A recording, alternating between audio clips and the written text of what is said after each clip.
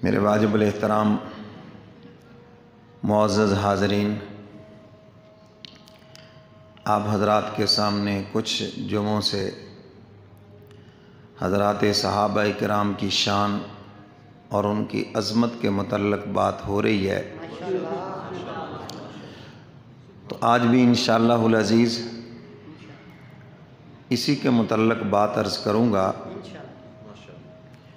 عظمت صحابہ اصل میں سیرت النبی صلی اللہ علیہ وسلم کا ہی ایک پہلو ہے،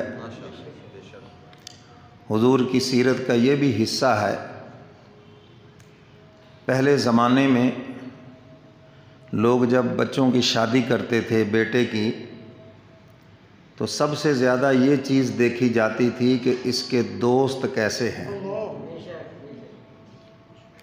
کیسے لوگوں میں بیٹھنا اٹھنا ہے۔ میں نے یہ لفظ بولا ہے پہلے زمانے میں، چونکہ آج کے زمانے میں تو اکثر شادیاں خود ہی ہو جاتی ہیں، اور جو خیر سے دیکھنے دکھانے والے ہیں وہ صرف پیسے ہی دیکھتے ہیں، مکان ہے، گاڑی ہے، بینک بیلنس ہے، بس ٹھیک ہے، حرام حلال سے سروکار نہیں، جواریہ ہے، کیا ہے، کوئی کچھ نہیں، بس پیسے ہیں جی۔ لاکھ آپ کہتے رہیں اس کے دوست شرابی ہیں، زانی، او کوئی نہیں جی، پھر لڑکے اس دور میں ایسے ہی ہوتے ہیں، اللہ ہدایت دے دے گا۔ اچھا، اللہ ہدایت دے دے گا، اگر کوئی نیک انسان ہو تو اللہ رزق نہیں دے دے گا؟ کیوں جی؟ اگر یہ سوچ ہے، اگر کوئی عالم حافظ قاری ہو، نیک انسان ہو، لیکن ہو غریب ہے جی، تو یہاں پہ کیوں نہیں کہتے کہ اللہ رزق دے دے گا، چلو نیک تو ہے نا؟ ایسا نہیں ہے جی۔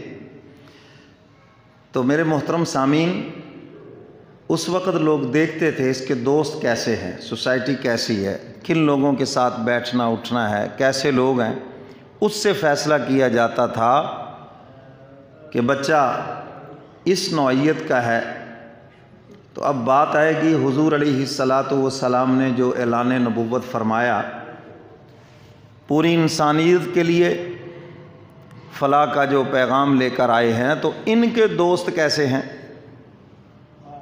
ان کے شاگرد کیسے ہیں، ان کی تیار کردہ جماعت کیسی ہے، تو کیا یہ سوال نہیں ہوگا؟ تو جب ان کی جماعت کو دیکھا جائے گا، ساری کی ساری آپ کو عادل نظر آئے گی، ساری کی ساری آپ کو نیک نظر آئے گی۔ حضور علیہ السلام کے جو دوست ہیں وہ سارے کے سارے کوئی صداقت کے منصب پہ فائز ہے، کوئی عدالت کے منصب پہ فائز ہے، کوئی سخاوت کے منصب پہ فائز ہے، اور کوئی شجاعت کے منصب پہ فائز ہے۔ غرضے کہ جس کو بھی دیکھو گے تمہیں ہدایت ہی ہدایت نظر آئے گی، کیونکہ حضور علیہ السلام خود بھی سب سے اچھے ہیں، اور جو آپ کے دوست ہیں وہ بھی سب سے اچھے ہیں۔ حضور کی محبت کی وجہ سے آپ کے سب دوستوں کو اچھا سمجھنا پڑے گا۔ اگر کسی دوست کے بارے میں بھی شک و شبہ دل میں آ گیا، یاد رکھو ایمان سے ہاتھ دھو بیٹھو گے۔ تو میرے محترم سامعین، دشمنان اسلام نے روز اول سے زور لگایا کہ حضور علیہ السلام کے دوستوں کا کردار مجروح کر دیا جائے پروپیگنڈا کے ذریعے، تاکہ ہم یہ کہہ سکیں کہ جب ان کے دوست ہی ٹھیک نہیں ہیں، ان کے شاگرد ہی ٹھیک نہیں ہیں، تو ان کی تعلیمات کیسے ٹھیک ہو سکتی ہیں؟ یہ شروع سے زور ہے ان کا۔ تو اس لیے اہل سنت والجماعت کا یہ متفقہ فیصلہ ہے کہ صحابہ کرام معیار حق ہیں، یہ معیار ہیں، اور ان پر کوئی تنقید نہیں ہو سکتی۔ جو تنقید کرے گا وہ دائرہ اسلام سے خارج ہے، ہم اس کو مسلمان نہیں سمجھتے، اس لیے کہ آپ جس پہ تنقید کر رہے ہیں یا تو اس سے اعلیٰ ہوں یا اس کے برابر ہوں، تو نہ کوئی صحابہ کے برابر ہے، نہ کوئی صحابہ سے اعلیٰ ہے، اس لیے ان پہ تنقید ہو ہی نہیں سکتی۔ اور ان کی جو عظمت ہے وہ ان کے نماز روزے کی وجہ سے نہیں، یہ کہ غلط فہمی دور کر لیں ان کی جو عظمت ہے وہ حضور کے تعلق کی وجہ سے ہے. تو بات ہی ختم ہو گئی. جس کو جتنا حضور سے قرب ہے اتنا ہی زیادہ وہ شان والا ہے.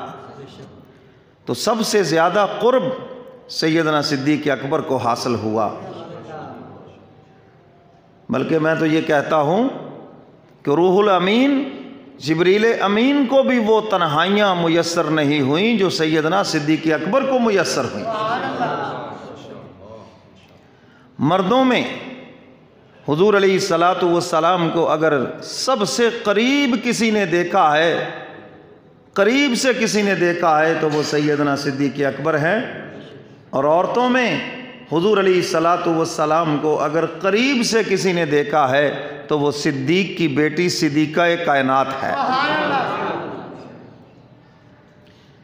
تو میرے محترم سامعین، اس لیے حضرات صحابہ کرام کے اوپر کوئی تنقید نہیں ہو سکتی. یہ محفوظ ہیں اور انبیاء علیہ السلام معصوم ہیں. ان کی کوئی بھی بات ہے معصوم ہے، وہ جنتی ہیں، کوئی مواخذہ ہی نہیں ہے ان سے. اگر کوئی بتقاضۂ بشریت یا ان کی شان کے خلاف کوئی ایسی بات ان سے ہو جائے کوئی مواخذہ نہیں ہے. اور حضرات صحابہ کرام سے اگر کوئی ایسی بات ہو جائے تو حق تعالیٰ نے ان کو معاف کر دیا ہے، معاف کر دیا ہے ان کو. میرے محترم سامعین، بدر کی جنگ میں جو شریک ہوئے، آسمان سے جنت کا اعلان ہوا. فرمایا آج کے بعد اگر یہ نیکی کریں گے تو نامہ اعمال میں دگنی لکھی جائے گی، اور اگر ان سے گناہ بھی ہو جائے تو نامہ اعمال میں گناہ نہیں بلکہ نیکی لکھی جائے گی. اور حق تعالیٰ نے سب کے لیے ایسے تھوڑی اعلان کر دیا، کوئی ایک جگہ نہیں. آج بھی جو قرآن کریم کی آیت مبارکہ پڑھی ہے، رضی اللہ عنہم ورضوا عنہ، یہ اللہ سے راضی ہیں اور اللہ ان سے راضی ہے، قیامت تک کے لیے ان سے راضی ہے. میرے محترم سامعین، انبیاء علیہ السلام سے اگر کوئی ایسا کام ہوا جو ان کی شان کے مناسب نہ ہو، اللہ نے اس کا نوٹس لیا ہے. نوٹس محبوبانہ انداز میں پوچھا ہے ان سے. لیکن میں قربان جاؤں، اگر حضرات صحابہ کرام سے کوئی ایسا کام ہوا، اللہ اس کے رسول کے کسی حکم کی مخالفت ہوئی ہے، تو حق تعالیٰ نے نوٹس نہیں لیا بلکہ خود صحابہ کے وکیل صفائی بن گئے. یہ بڑی ایک حیران کن بات ہے. انبیاء علیہ، بس آج کی تقریر میں ایک دو واقعات یہی تو بتاؤں گا.